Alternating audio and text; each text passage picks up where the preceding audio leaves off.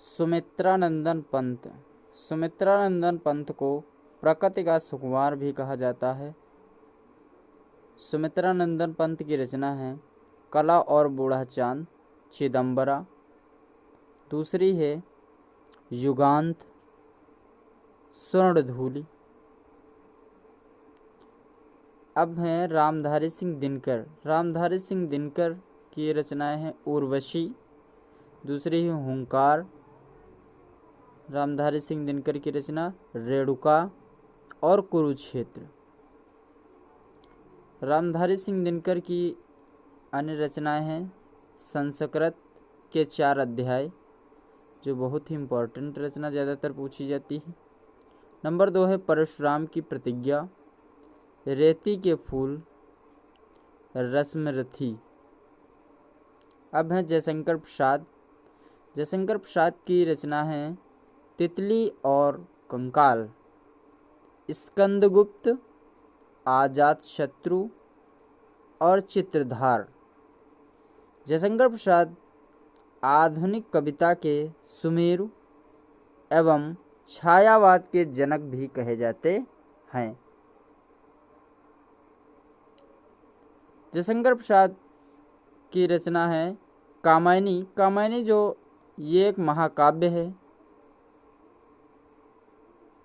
और इनकी रचना है आशु, चंद्रगुप्त, स्कंदगुप्त और झरना। रामचंद्र शुक्ल हैं। रामचंद्र शुक्ल की रचना है रश्मिमांसा, जायसी ग्रंथावली, त्रिवेणी। अब रामचंद्र शुक्ल को मुनि मार्ग के हिमायती भी कहा जाता है। सूर्यकांत त्रिपाठी निराला। सूर्यकांत त्रिपाठी निराला की रचना है अनामिका, परिमल, कुकुरमुत्ता, राम की शक्ति पूजा।